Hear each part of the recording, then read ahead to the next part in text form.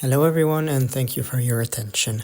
My name is David Walorski and I am a graduate student of Viking and Medieval Norse Studies at the University of Iceland in Reykjavik. The paper I'm about to present has been part of a conference called Confound the Time, which happened a few weeks ago, and since it unfortunately has not been recorded, I have decided to make my contribution publicly available for everyone. So my paper is titled Negotiating Authenticity, Midgardsblot Metal Festival as a Post-Viking Festival. So tourism and marketing sectors have been known to employ stereotypical or anachronistic imagery when presenting Viking Age heritage sites to potential visitors. At these sites, authenticity is moreover deliberately staged for visitor consumption. Nonetheless, a growing number of tourists exhibit a critical awareness of these profit-oriented strategies. This awareness is discussed in the Tourist Gaze 3.0, where Uri and Larson use the term post-tourist to describe disenchanted tourists who are aware of the social construction of the authentic experience that is supposed to be presented to them. Even so, these post-tourists do continue to engage with heritage tourism, albeit in a more critical way. Of course, the tourist is not the only actor in this process. Through shifting heritage discourses, both heritage specialists and event organizers are becoming increasingly self-reflexive about their roles as constructors of authenticity. This implies that authenticity can be constructed and deconstructed by all parties involved. I will argue that the prefix post can therefore be added to describe the opposite side of the tourist experience as well, the event visited by the tourist. In this context, the term Post-Viking Festival will be used, extending the post-tourism framework to Viking-themed events and illustrating how organizers consciously negotiate authenticity with visitors. The analysis focuses on Midgardsblot Metal Festival, an annual Viking-themed metal festival which combines elements of traditional Viking markets with conference-style lectures and performances within the broad meta-genre-themed Viking metal. The analyzed material consists of data from 3 years of participant observation, as well as recent social media posts by the festival organizers. The discourse around the festival that emerges from the data will be contextualized by comparison to previous research on the standards of authenticity at Viking markets on one hand and within Viking metal on the other. Extensive research has already been conducted into the representations of the Viking Age at Viking markets, but the focus has generally been on traditional ones. These attempt to recreate a historically plausible version of the Viking Age, thereby establishing a certain standard of authenticity. Research into Viking metal, however, has shown that since it is impossible to recreate Viking Age music, artists construct authenticity by making use of tropes that their modern audiences will recognize from earlier representations of Vikings. The combination of elements from both traditional Viking festivals and metal concerts at Midgardsblot implies that there are different standards of authenticity at play. These are additionally complicated through interaction with the perceived authenticity of the visitor. To examine both the divergence and the overlap between Midgardsblot and traditional Viking festivals, aspects of the festival program will be highlighted to explain how the strict rules of authenticity typically associated with Viking markets are negotiated through the conscious addition of modern elements. This requires a discussion of terminology used, in particular regarding authenticity and its construction. So authenticity is a concept widely debated within cultural heritage studies and can be defined in several ways. According to Merriam-Webster, authenticity can be either defined as worthy of acceptance or belief as conforming to or based on fact, or simply as not false or imitation. These definitions already suggest that authenticity is shaped by what the onlooker considers worthy of acceptance. Still, they present authenticity as something that is or is not present, rather than a quality negotiated through intersecting cultural and social processes. In cultural heritage and tourism studies, authenticity is not an inherent quality. Instead, as Holtorf and Chadlahal maintain, it is constructed and imposed onto places, events, or objects both by the expert and the onlooking non-expert. What authenticity means for these interest groups does not always overlap. Given this divergence, Holtorf and Chadlahal argue that experts, the archaeologist or heritage specialist, should be more open towards the flexibility that the concept of authenticity may have within their audiences and argue against the imposing of meaning from the top down. Authenticity in spaces where the medieval is temporarily constructed does not necessarily concern historical accuracy. Instead, the experience is authentic when it aligns with the image of the medieval, or here, the Viking, that a visitor already has. The formation of this image is influenced by other media representations of the Viking Age, since the period itself is not accessible to a present-day audience. It can thus be argued that cooperation is needed between expert and non-expert groups to present a degree of authenticity that does not provide misinformation, yet is recognizable enough for the public to connect with it based on their non-expert background. Midgardsblot provides such a meeting ground where local organizers collaborate with archaeologists and historians to create an event catered to an audience with a varied degree of interest in and knowledge of the Viking Age. This innovative approach employed by the organizers can be seen within the framework of post-tourism. Post is a prefix meaning after and is used to describe phenomena which emerge from a certain framework but transcend its boundaries. In tourism and heritage studies, this prefix has been added to describe those who are aware of their role as tourists, as well as of the social construction of labels such as authentic or traditional.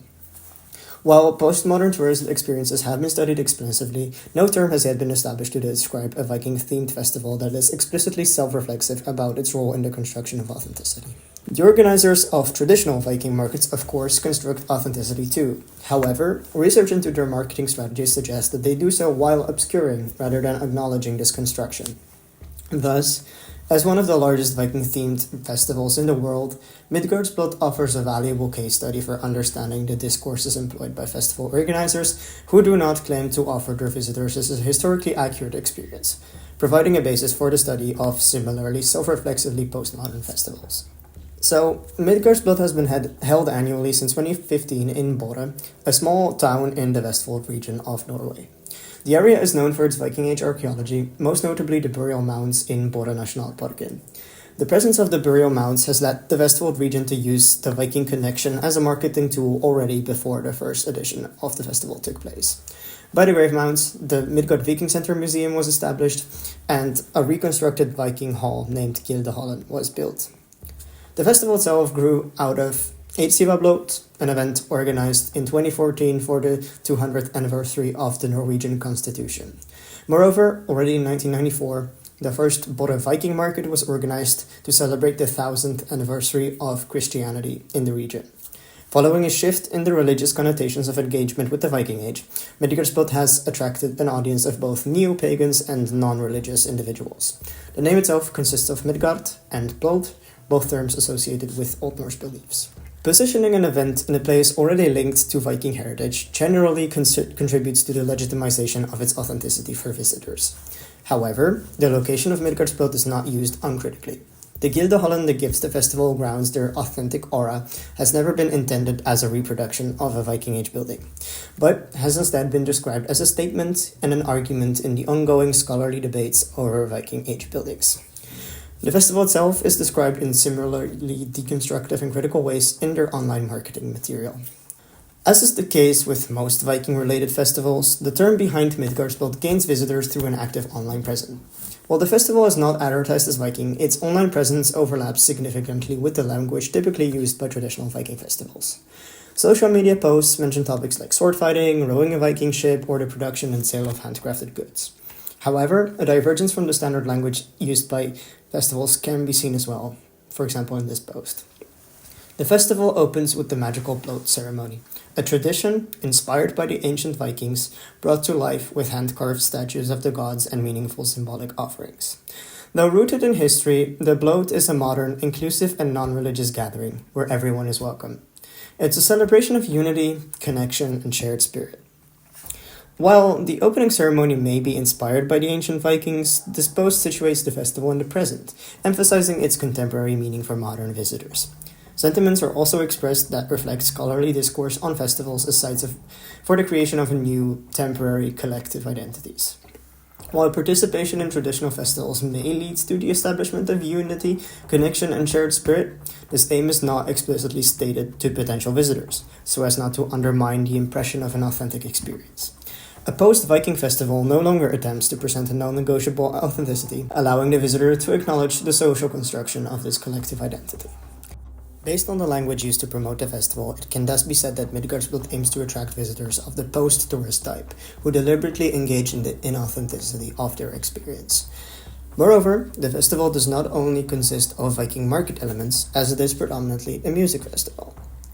Midgardsblot does not call itself a Viking metal festival. This allows artists without explicit ties to the Viking Age to perform at the event. Viking metal itself is already a broad meta-genre consisting of music inspired by the Viking Age through either themes, language, or sound. Despite the name, the label does not include only metal music. Bands like Vardruna, Heilung, or Hinderfjell are usually put into this category, even though they do not make use of traditional metal sounds. The ambiguity of the genre allows the organizers of Midgardsblot to compile a lineup consisting of Viking metal artists, non-Viking metal artists, and non-metal Viking artists. Different artists engage with authenticity in varying ways. Some try to imitate plausible Viking Age sounds by using instruments and vocal techniques inspired by archaeological finds or by singing in Old Norse.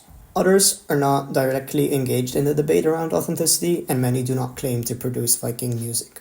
Based on informal conversations with participants, the latter are not held to the same standards of authenticity. Some visitors even wonder why certain artists are invited to perform, seeing as they are not related to the Viking Age. Again, it should be noted that the organizers do not claim the Midgardsblot is Viking. Nonetheless, both the location and the preceding Borre Viking market, as well as general ideas on Viking-themed events as expressed above, illustrate that Midgardsblot is perceived by many as a Viking festival. Through its inclusion of ostensibly modern elements, Midgardsblot differs significantly from traditional Viking festivals. Nevertheless, the festival program does include traditional aspects, such as a Viking market with historical reenactors and presenting traditional crafts for consumption. This market takes place in a special, separated area on the festival grounds called Confound. This area follows different rules regarding authenticity compared to the rest of the festival, illustrating that varying degrees of authenticity can coexist on the festival grounds. The restricted access to Folkvanger is contrasted by the sale of band merchandise or Viking-inspired modern objects right next to its entrance, creating one contrasting yet interrelated market area. Still, through the visual and spatial separation of the authentic and the inauthentic, the organizers make a statement on the image that they want to present to the visitor.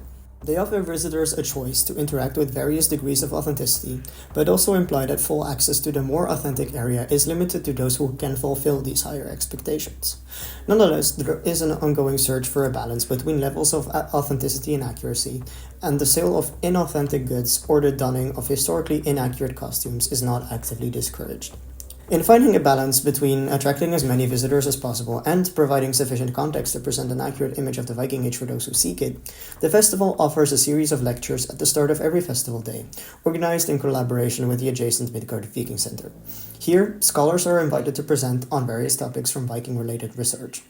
The collaboration with people perceived as Viking experts suggests an awareness of current research from the festival organizers, and may also strengthen the legitimacy of other aspects of the festival. However, since 2023, the lectures have been organized solely by the museum, and an attendance fee has been added. This added barrier has restricted attendance to those already inclined to attend such lectures, reducing opportunities for broader public engagement. Thus, while the festival organizers have been collaborating with heritage experts to provide visitors with the engagement they are searching for, some organizational choices may have led to fewer opportunities. Restricting access to the areas with higher value placed on authenticity does not seem to contribute positively towards the earlier discussed goal of bringing expert and non-expert understandings of authenticity together. Nonetheless, this divergence in conceptualizations of authenticity, combined with the explicit recognition of its social construction, is precisely what illustrates the status of Midgardsblot as a postmodern event. So concluding, this paper has argued that a festival like Midgardsblot can be termed a post-Viking festival. Aware of its inability to present an authentic experience, a post-Viking festival accepts its limitations and negotiates authenticity in a way that differs from traditional Viking festivals. As has been argued, Midgardsblot does not necessarily stand out because it constructs authenticity, as every contemporary Viking-themed event necessarily does so. What makes the festival significant is the explicitness with which the organizers confess their inability or unwillingness to create something authentically Viking. Still, some visitors continue to perceive the experience as authentic regardless, suggesting that it is not historical authenticity they seek, but rather something that will confirm their preconceived ideas about the event itself, as well as provide them with a sense of community and freedom of self-expression. This is therefore what a post-Viking festival can offer them, a sense of authenticity detached from the constraints of strict historical accuracy. The recognition of different layers of authenticity and meaning at play in post-Viking festival like Midgardsblot can provide valuable insights for future research on contemporary festivals with historical themes. As events increasingly prioritize providing an authentic experience over historical accuracy, Contrasting the intentions of organizers with opinions of both heritage experts and visitors can illustrate the variety of ways in which meaning can be given to elements of a postmodern festival experience.